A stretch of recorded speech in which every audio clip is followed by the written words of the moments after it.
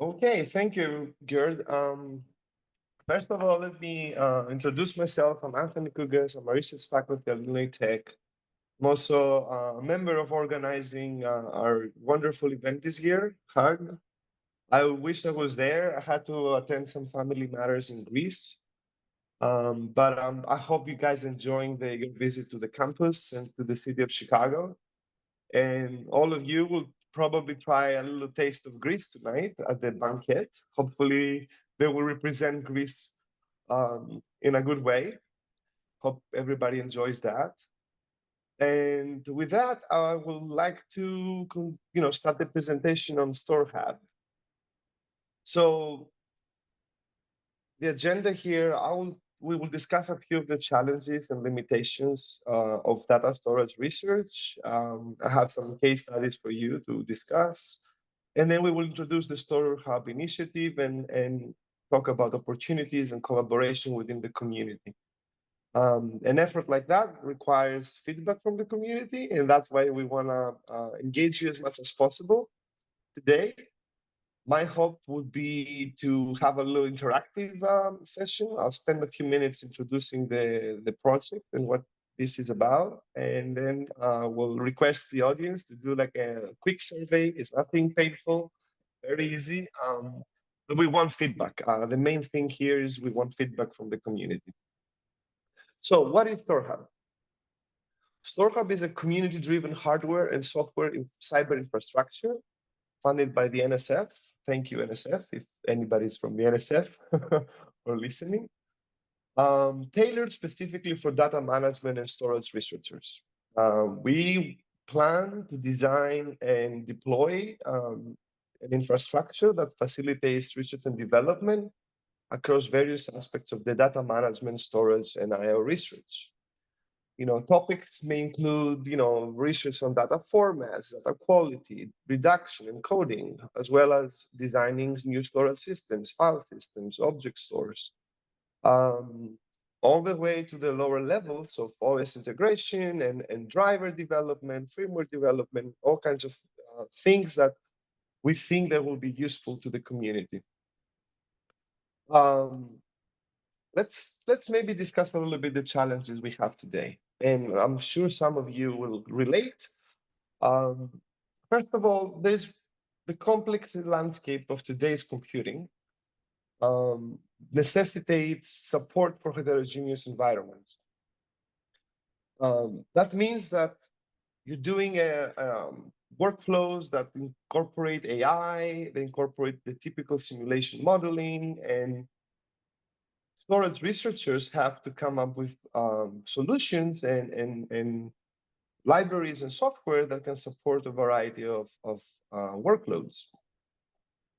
Optimization challenges. We have a lot of modern systems that incorporate diverse hardware and software that complicates data movement and performance optimization. The research environment requires accurate performance assessments. When you do storage test beds and tests, a lot of the times available infrastructure, and you can think of university clusters, you can think of Cloud Lab, Chameleon, or potentially in DOE labs, development machines that may be shared. And a lot of the IO and data management and storage, evaluations, they may require a more isolated environment to prevent interference. But these kind of setups are rarely available to the researchers today.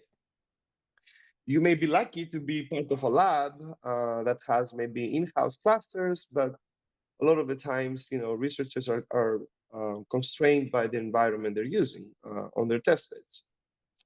Hardware customization, a lot of the validation of these storage solutions proposed by researchers requires access to customizable hardware. A lot of the times, we revert to emulate hardware, and that's something that is a problem of today.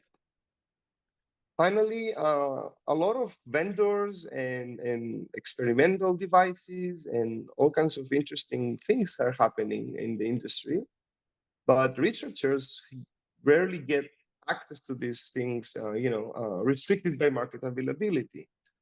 I can think of a lot of examples, and we could talk of specific technologies later on. So these are some of these challenges that today researcher in data management, storage, I/O will be faced when you do research on this domain. So specifically on the infrastructure, a lot of infrastructures deployed are usually tailored for either specific scientific applications or way too general. If again think of a university cluster, it has to support all kinds of test cases and workloads, not specifically to storage, I/O, data management, and file systems and things like that. Specialized storage devices are typically scarce.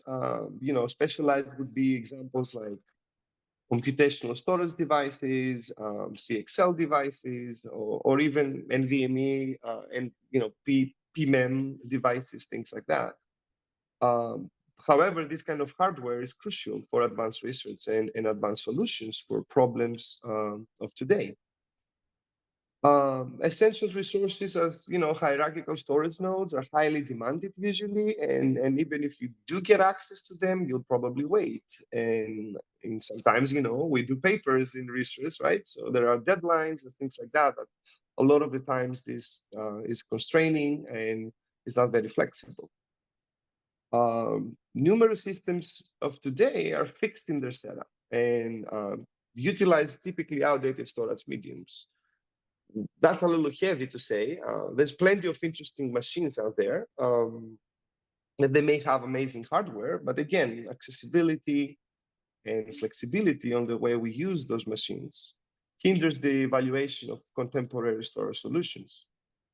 And as I mentioned a little bit earlier, the impact of shared resources introduces a lot of variables when you try to do studies on input-output, let's say, and how your file system is performing. And a lot of this can distort the performance, the experimental results. So I collected some of the stories for my group practically, that all of my PhDs are doing research on this domain, and I want to share a few of those stories in the last 6 months, for instance. So story number one, we had a paper. The student was trying to evaluate performance of the storage system. We had to repeat a lot of these test cases again and again and again, but when you do not have privileges, for instance, you cannot clear the OS caches, and that could affect the results you get sometimes. What we've done, of course, was to negotiate with the system administrators, and thankfully we're allowed limited root commands for clearing these kind of things for specific timeframes. However, that overall that's cumbersome and very case by case. In this case, I think the machine was our own machine, so we kind of were able to do that, but it's not the case all the time.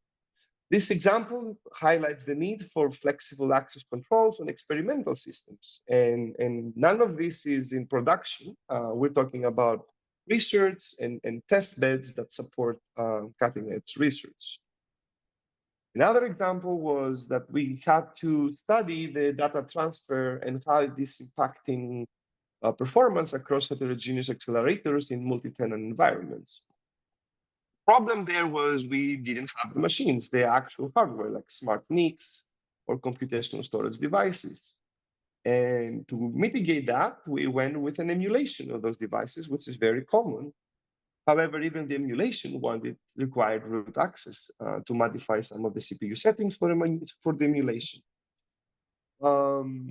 Again, here we highlight the gap between the available and what would be an ideal research environment, emphasizing the need for accessibility, access to real hardware. It's not always easy, and very few researchers get access to things like that. Another example was we were investigating the effectiveness of modern storage accelerators to enhance memory capacity. Again, we wanted to have, for instance, CXL devices and explore the Kougkas coherence and all kinds of different algorithms. that necessitated the use of alternating NVMe and SSD setups for this kind of test cases. The solution, yet again, simulated environment that approximates the capabilities of your hardware, and by utilizing available resources and analyzing, for instance, access latency to emulate a specific hardware. Problem again, and that highlights the need for research infrastructures that provide access to the latest technologies. Another paper was exploring real-time I/O using intermediate storage machines. Think of data staging nodes or best buffer nodes and things like that. There were severe restrictions on accessing those nodes, right? So you have to submit some sort of a lease on the nodes. Again, you're constrained by the availability of it. And then not only that, what kind of libraries are running on these machines? And some of the times those are not very configurable, and it can restrict your research, especially when you're trying to run, academic code or research code, which is not, the perfect non-buggy code. In this case, we reverted to some sort of limited evaluation scale by using our own cluster in the university that's only 64 nodes, and then we emulated a bunch of IO nodes from using compute nodes. And again, these are all kinds of workarounds, or what's the expression here? I've been in Greece for a couple of weeks. I'm forgetting my English. The need here would be broader access to fewer restrictions on the test beds, and be able to advance storage and IO research in this case. Another interesting thing on a DOE machine this time, a project where we were working on accelerating model data transfers between consumers and producers and across different machines. In this case, I think that was Argon, and thank God for Argon that giving us access to these machines. But at the same time, we had lack of permissions to install specific drivers, and there was a mismatch with libraries we were using, the PyTorch versus the CUDA, and what was available on the machine. A lot of these things are, again, sometimes you get lucky, you can get to install it, or the administration, the IT support can help you. But again, pretty relying on these things, it can stifle innovation and research in this case. So user level access to system configurations could reduce these dependencies on administrative support and speed up research processes. Lastly, configurations of storage solutions. We were testing different configurations to identify optimal setups on different IO patterns. So for instance, say you have a read-heavy workload, there are certain configurations you can do to a parallel file system that kind of optimize for read-heavy operations. But these kind of configurations require to rebuild the file system or redeploy it, which is not the case in a production environment or machines that a typical graduate student will have access to. So again, utilize administrative rights on certain clusters. You could to experiment with different configurations. In this case, again, we work with Chameleon, that you can get your own machines, you can install your own, OS, and that's great. Chameleon is great, has enabled a lot of research for graduate students and for many institutions. However, again, availability of specific machines there. Let's say you wanted to have the multi-tiered nodes that have a lot of hardware available to them, storage hardware, again. They were not available. You have to wait like a month or whatever. Again, more open policies regarding storage service deployments on supercomputers or machines that have such architecture would be great for comprehensive research testing. So what is the StoreHub initiative? What do we want to do about this situation? We want to provision like a medium scale cluster. Think of it just like that, but like a Frankenstein cluster. Like we envision like a bunch of storage mediums, a variety of them, from anything that's out there today and anything that will be coming out in the future. Besides the storage mediums, we envision a machine that will have a mix of CPUs, GPUs, programmable devices, and that will cover a wider variety of research needs.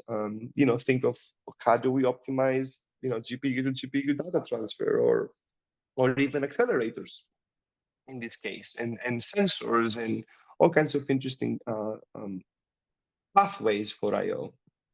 And of course, networking capabilities. We want to provide interconnections, potentially with software-defined network topologies. There's plenty of interesting research going on with how network and topologies can play together with storage services and data management services, and that would be interesting for research reasons. On the software side of things, we envision a machine that, maybe you're a researcher, you can submit some sort of a requirement for your test that you want XYZ libraries to be installed, or maybe you want like root privileges, or some sort of custom code you want to deploy. We envision that we could be able to do that within the boundaries or the community members of storage researchers. Again, it's not production environment, and if things break, they break. That's why we will have the machines and the personnel to support such research. Of course, protocols. A lot of the times, as I said, you want to do cutting edge research. You want to jump into something new, like a protocol, like NVMe over Fabrics or PCI Express 5. And a lot of the production machines, they typically have more stable protocols and more mature protocols. We hope that we can deploy something that will have, modern and advanced and state-of-the-art software tool chains. On the services side, this is a grant from NSF, and should it be successful, it will provision personnel, like someone to run the machines and make sure they're like a well-oiled machine. In that case, we will also run like cluster resource management and a bunch of tools to be able to debug or capture performance. And of course, services like tutorials, webinars, a lot of know-how from the community to simplify the process of using the machines, deploying the code, and provision resources and things like that. So hopefully we'll be successful in that, and will be a resource for you guys. So why StoreHub and why now? The goal here is to bridge the technology gap. We want to provide direct access to advanced and experimental technologies, filling a gap here between the average researcher and the actual production environment. And usually cutting edge hardware is delayed in a sense of availability of it, or market restrictions, or vendor lock-ins, and things like that. We also want to provide a customized research environment. As we mentioned before, a lot of this storage research will require customization of the infrastructure. For instance, you may want to have a server that has very large amount of hard drives or NVMe drives. And the way we plan to deploy such an infrastructure could allow like reconfigurability of the machines, maybe on a subset of nodes or a subset of the servers. But yeah, that would be a great opportunity to allow researchers to accurately measure and optimize the performance of new storage solutions without interference with shared environments, for instance. Also, StoreHub aims to create a centralized platform, not in a way of, everybody come on and run on the platform, everything you want to do, but more in a way of, if we learn something about it, there will be a way to, let's say, submit. I collected a bunch of IO traces. We plan to have databases for that, and accessibility to the researchers. Eventually, through the community and through the members. That would be great for facilitate collaboration, exchange of ideas, and synergistic research across diverse domains. One of the typical things we face is we want to find code of real programs and real traces and things like that. So, eventually through the community efforts, this could go very well and lower the bar of the access to this kind of tool chains and traces and code. Finally, then an infrastructure that's kind of adaptive and adaptable and flexible could be designed here to adapt to rapid technological changes. Again, hardware can be popping up left and right. The question is, when do you gonna get access to that? And we hope we can be that experimental test bed where we can just plug in, different devices and allow researchers to do anything they want with it. So what are kind of some examples of research opportunities with StoreHub? You can imagine researchers exploring advanced data buffering, for instance, techniques across the deep memory and storage hierarchies with all kinds of storage mediums deployed.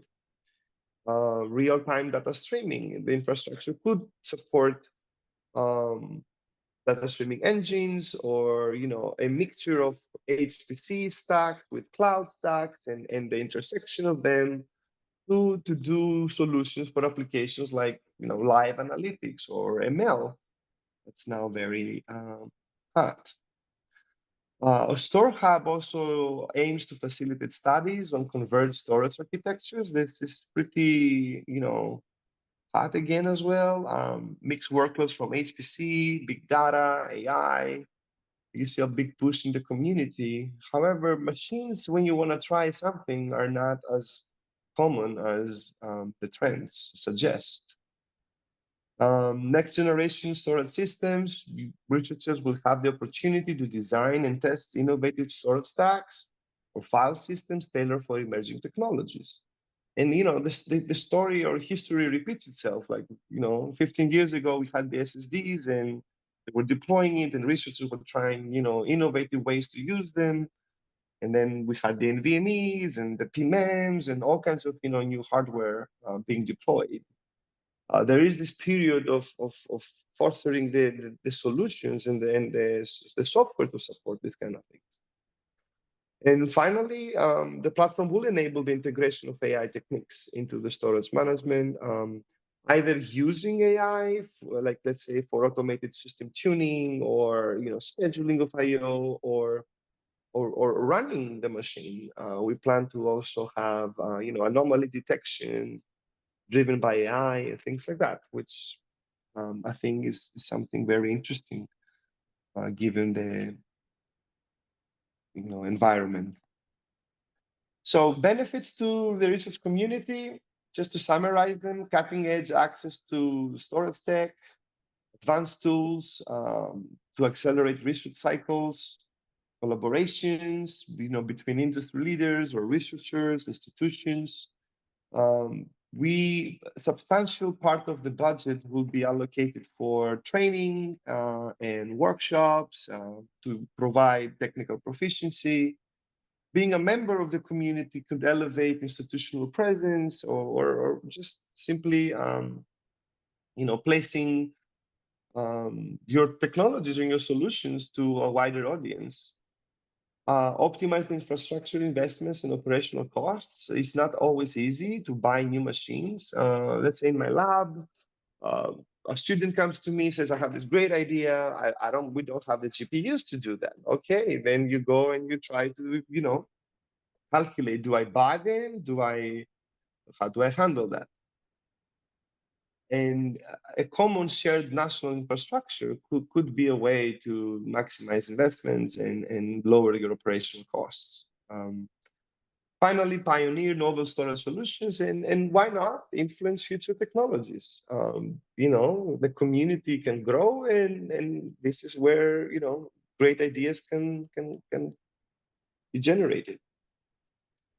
Now, as a project, we're in the planning phase, and we are in the process of collecting thoughts, ideas, problems, anything, the community is faced today. And so we can do a good job of planning the actual machine, which, should we be successful in that, will be deployed next year.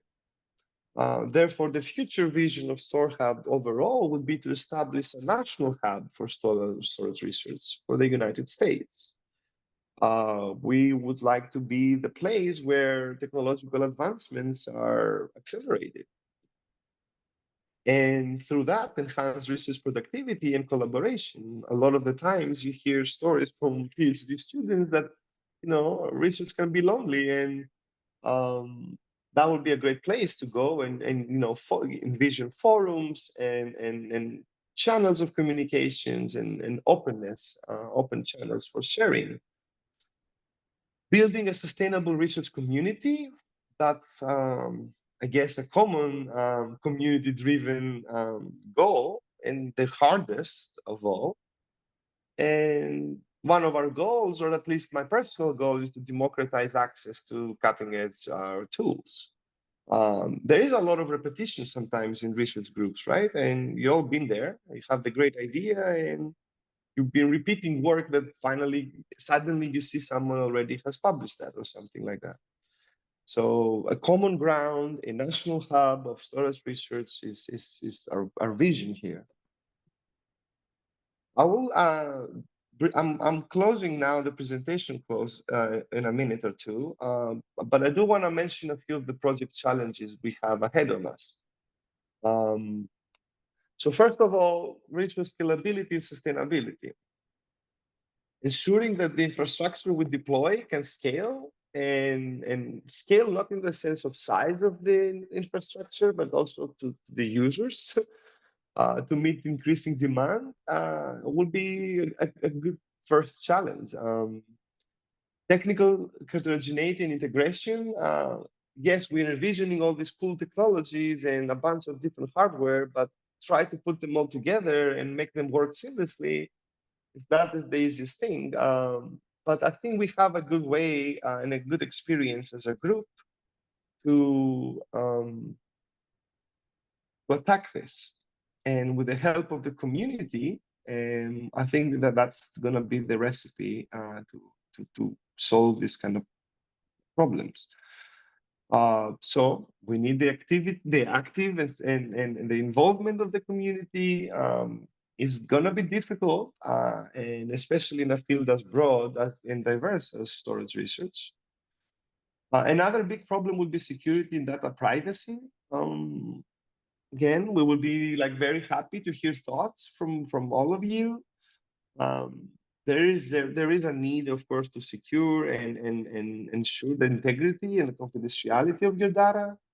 And we will follow, of course, state-of-the-art solutions for that. But as your solutions for security evolve, so are the threats. So that's going to be something we will need community involvement and experts for that. Funding, sustainability in terms of financial responsibility is an ever-present challenge for all kinds of infrastructural projects like that. And keeping pace with technological advancements, right? You deploy something today, and not even 6 months later, it's already stale. So we'll see how that goes. The vision is to be flexible and have some sort of diversity of things, from the providers like Intel, AMD, NVIDIA, and all kinds of stable machines, experimental machines, like a very good mixture of different machines in the infrastructure. So here's where we need your help. We want to engage you in a survey today. And the reason for you to engage in the survey would be to influence all of these things. We want to hear the community and share perspectives, so we can shape and direct the direction of where this infrastructure can go. Also, there are some strategic discussions we can have here.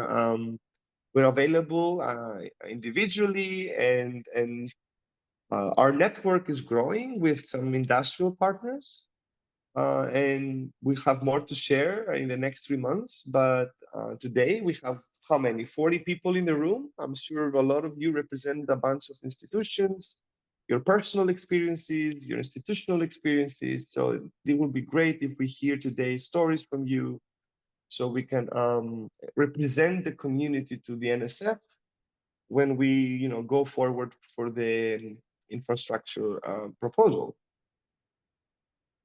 As a member of the community, you will help set the direction of this infrastructure and you will ensure StoreHub meets your needs. So with that, we call you to, if you will, to transform the landscape of data management and storage.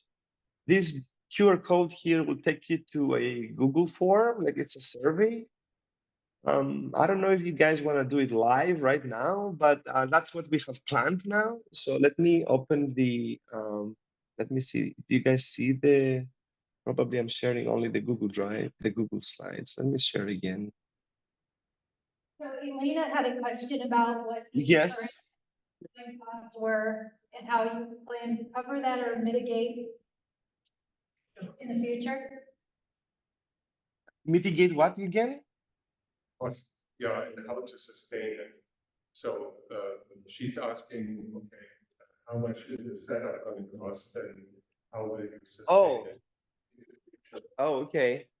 So, well, the program, the cyber infrastructure program, will give us a few years of funds to not only deploy the infrastructure, but to maintain it. On the longer term, we hope we can maybe establish, industry solutions that may come with fee-based for industrial partners, and community, like, this is going to be a community infrastructure for the community. So fundraising is going to be something we need to continuously do. And we hope to, engage with more companies and vendors and in a sense, provide a space for them to demonstrate their technologies, right? Like, there's a lot of interesting startups, not only the seasoned players here, that they want to demonstrate or at least, provide access to some sort of experimental hardware. One that comes to mind is like what UPEM PIMS, processing in memory devices. And so the problem with that is that, what do you do? Like, if you're trying to put it in production, then there are significantly different restrictions. We hope to be, that friendly place where, companies and industry partners can come and demonstrate their new technologies and potentially fund these things for the longer term. But it's a challenge, Elena, that we will have to, figure out and, maybe together. I think one of the programs that can go over after this thing is mid-range infrastructure proposals. I think they typically support some of the machine development time. And we could think of attaching this to existing supercomputing systems like that. So, for example, IIT has a supercomputer, and Ohio State has a supercomputer. So we can attach this to them and then maintain that sort of. There is a possibility, but we are still figuring it out. Thank you, Suren. Okay. Any questions? Again, the audio is a little muffled here, but maybe I should finish with this slide. There is a project website. Maybe we can also post the survey there. If Jaime is in the room, we can do that. And if you have any questions, the PIs here, Dr. San and Suren and myself are all available to you. If you have any questions on the infrastructure or willingness to participate or share any stories of your group and your research on storage, we will be happy to hear that. Hopefully the survey will be delivered with an email.